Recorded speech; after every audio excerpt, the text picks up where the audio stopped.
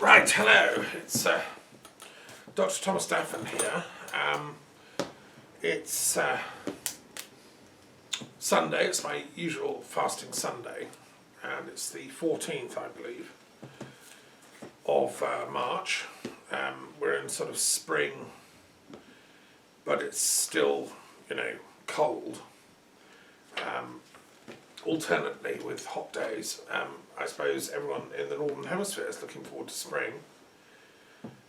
And yet in the Southern Hemisphere, where I also have many friends, it's going to be getting colder. So, that's life is a balance, isn't it? And I think human life is very intended that we should be able to keep that balance. I think this is what philosophers like Hegel tried to do with their theories of dialectic. Socrates too, in his own way. And all the great thinkers of the Orient, Taoists, Jains, Buddhists, it's all about finding the middle way and keeping it. That's the path of reason, the path of moderation, the path of enlightenment, ultimately. Yet the planet, just imagine if the planet suddenly started wobbling about and all the seasons changed and the Earth suddenly started rotating, in the wrong direction. And life wouldn't survive. Life depends on that poise, that equilibrium. It's an interesting question for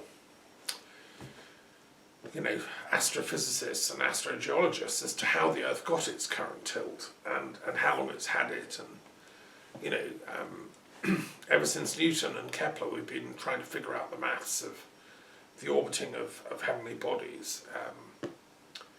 And before that, under Ptolemy, they were still working on the maths. They just thought that the sun was stationary in the middle of the system, which was ironic because Aristarchus, a Pythagorean, had worked out already that the sun was at the centre of the system. The point here is that it's the same in the moral universe. I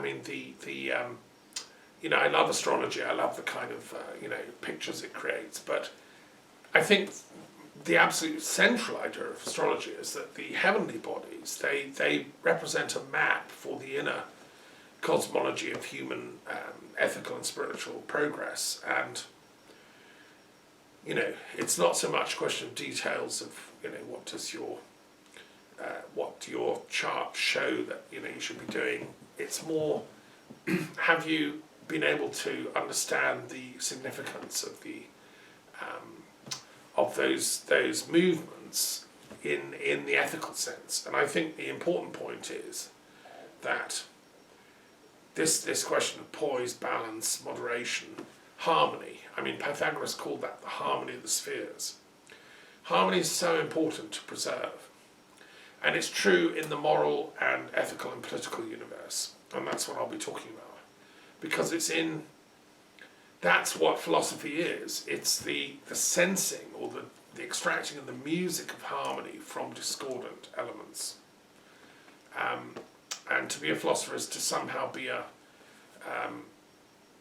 someone that can find that harmony even out of discord. That was Hegel's point, even in conflict. In a sense, it was what Marx was trying to do, bless him, although he left out crucial things. He was trying to find out of the huge conflicts between classes some kind of denouement, some kind of happy ending. He would be turning in his grave to know what was done with his scientific theories. They were turned into monstrous excuses for violence. That's the complete opposite of what he wanted. So it is that often philosophers are misinterpreted, unfortunately.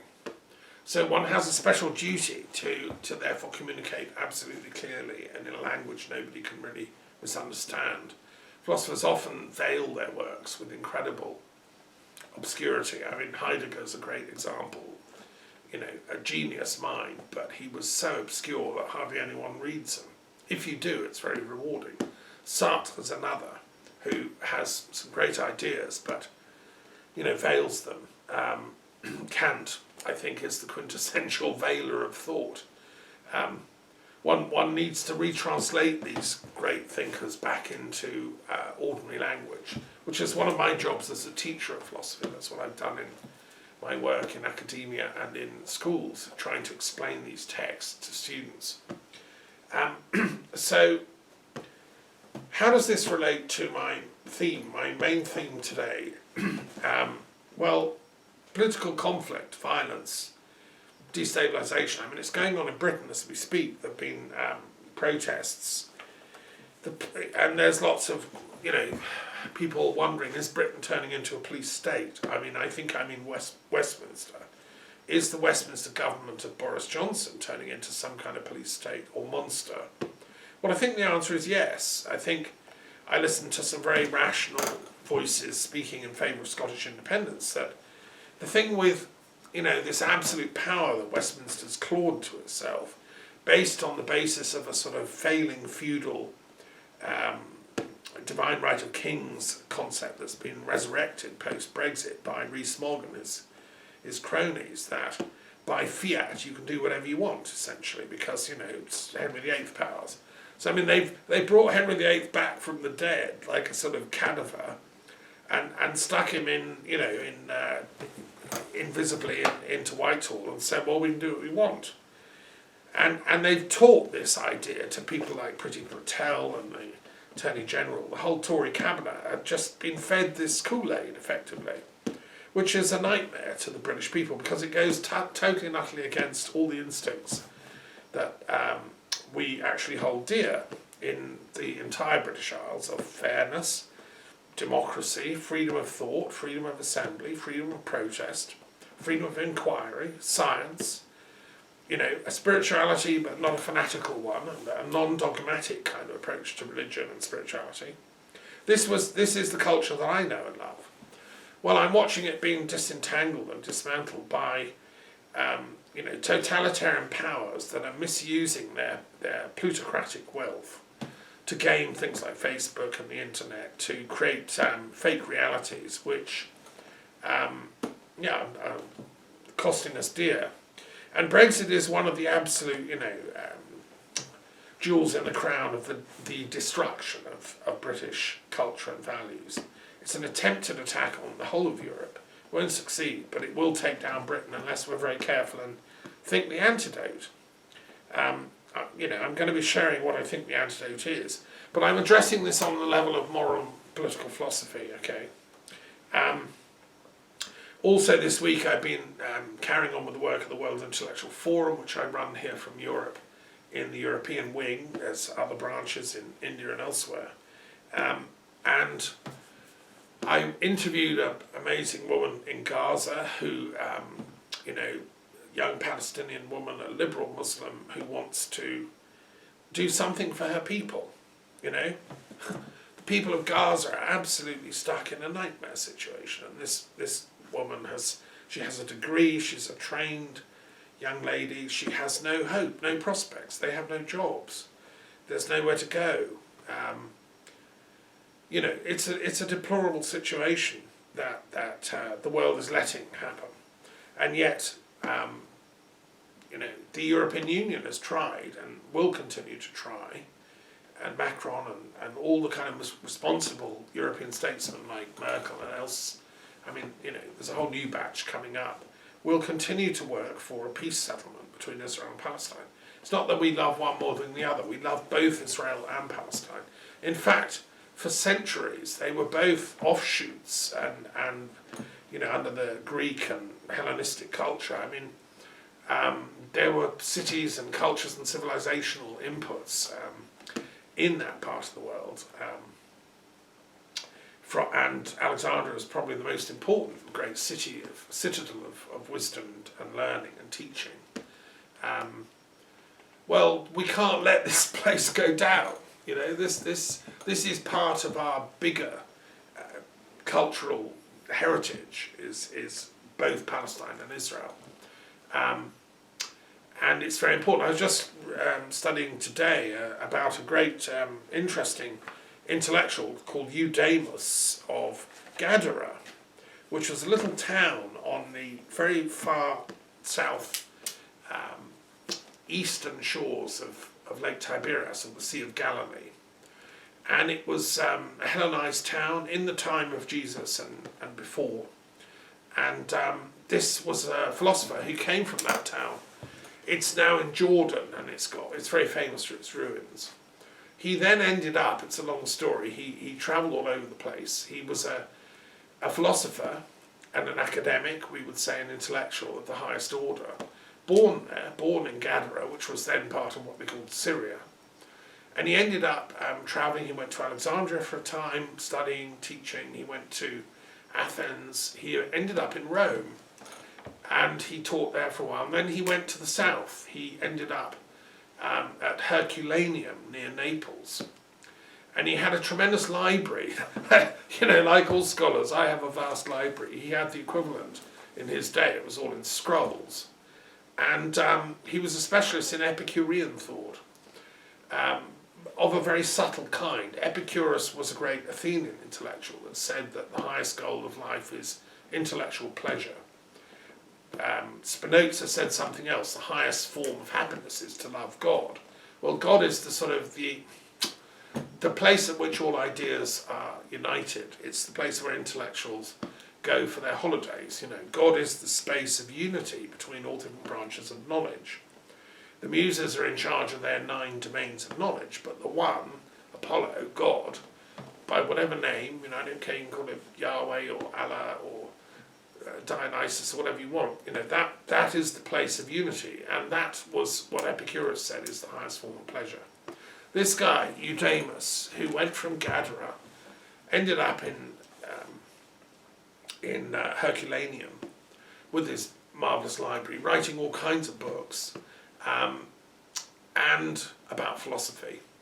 And then, miraculously, at the time, after his death, at the time of Vesuvius's eruption, the horrible explosion of the mountain and the ash and pumice and all that, landed on Herculaneum and preserved the library intact. And scholars are right now doing what's called the Uudaimas Project. I think the University of Oxford is involved. They found these charred scrolls of script, these lost works of Uudaimas and other philosophers, and they're now able, with very subtle, electron microscopy type visioning, they've got equipment, which is run partly by Harwell, Britain's atomic energy research establishment. We've created a system to be able to read this stuff, and they're deciphering it. I mean, it's wonderful. And what's interesting is that place he came from, Gadara, is also mentioned in the New Testament, because it's where, if you've read your Bible, Jesus goes and heals a man who's tormented by demons in that region of Gadara. When he's roaming around on the boat in the lake with Peter and the gang, and they stop, and this guy assails them and starts shrieking and shouting. He was obviously, we could call it, whatever you want to call him, schizophrenic or a paranoid schizophrenic or something. But anyway, Jesus had the healing power to cut through all that nonsense and just, that's what we need now. That's what we need now, but also for politicians, because they're literally demented, some of these people. Brexit is the worst, example of political dementia I've ever seen in this or many other lifetimes. And one of the things that annoys me about it is it's the product of small-minded thinking that is not looking for the wholeness of things, not looking for the connection of stuff. It's people whose instinct is to break up rather than heal and work for unity. So, so the other thing I've been doing this week intensively is I've been working on the Orphic tradition for my book on religion and maths, and I just want to share a few discoveries I've been making, a few thoughts. I've always loved the Orpheus tradition, and one of the very first poems that I wrote way back when I was like 15 is about Orpheus. I'm going to finish this talk with that, a reading of that poem. I grew up in a culture and a family which honoured Greek mythology. My mother, who was a classically trained Latinist and French scholar, she gave me books to read of the ancient Greek legends and myths, and I lapped it up. I read them all by the age of 10 or whatever. And then I read the Roman ones as well. She made sure I had the Roman myths and the Norse myths, and Odin and Thor and all the gang. And I loved all this. This was my world. So when I was playing in the garden at dusk, I'd be reenacting the battles of Achilles or Odysseus or whatever. And as I grew up and studied ancient history for A-level and discovered philosophy, I then felt I'd come home. This was my métier. This was my life's work. Welcome back to the family, Thomas. And I've carried on ever since. But of course, it's one goes ever deeper. And having done my degree and gone into it all in great detail, and then a PhD, I always circle back round to the fundamental core facts and truths of human nature. To me, philosophy isn't so much about quantity of learning, it's about quality of learning, And so just take something like the Orphic story, and there's enough in that to teach us to lead a life of virtue and righteousness and piety and truth, and to honour each other and to love each other, and everything we need to know is in there, in that one tale. Now, what's interesting is that so just in case you're not familiar with it, and I know that some people might be watching this video who aren't familiar with the story of Orpheus, I'm going to very briefly recount it as it's taught, because it's such an interesting story. So Orpheus seems to have come from Thrace, all accounts agree, which is basically what is now Bulgaria. It's north of Greece, and it was in the mountain ranges. He was associated with Mount Haemus, which is a mountain range. It doesn't seem to have been a particular peak. It was the range of Balkan mountains in Bulgaria. And he was born into that sort of rustic environment. Other sources say that he was the son of Apollo, the god of the sun, of reason, of light, and the muse Calliope, the muse of politics and the heroic, and the mother of also Hercules. Well, it's a beautiful story. I'm not going to say, is that possible or not? I mean, I suspect that in those days, in the temples of the ancients, priestesses used to act the role of a muse, and probably the male priests would act the role of Apollo or whatever, or Dionysus. I think it was partly theatre, and there's a lot of, the rites, the mystery rites associated with these temples were like ritual performances. And Moses Gaster says the same about the origins of theatre in Near Eastern religious play acting around the temples in the whole Near East region. And he says some of this then got into the Bible. He was a Jewish scholar, a great man, who founded the Department of Religious Studies at Bard College. At the college in New York, which is the sister to Columbia College. I think it's now part of Columbia,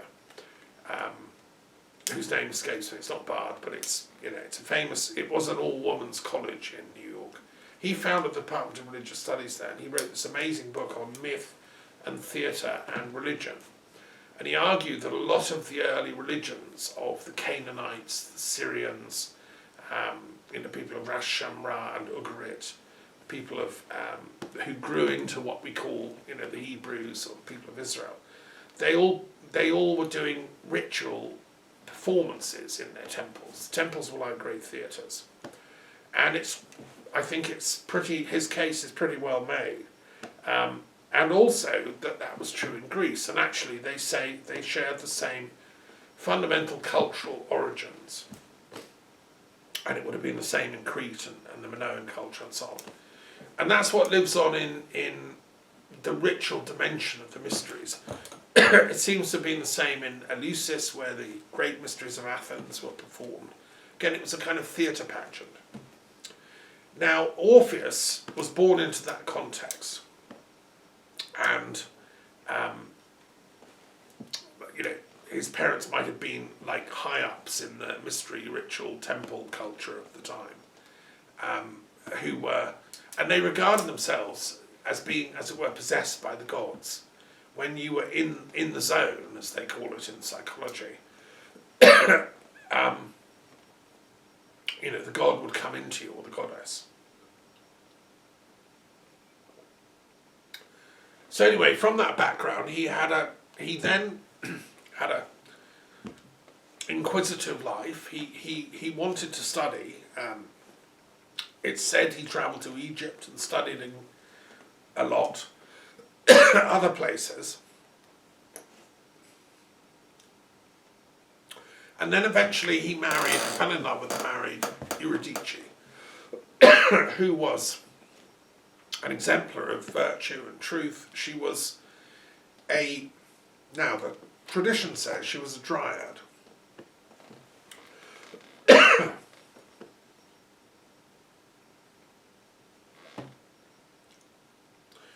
Now, what's a dryad?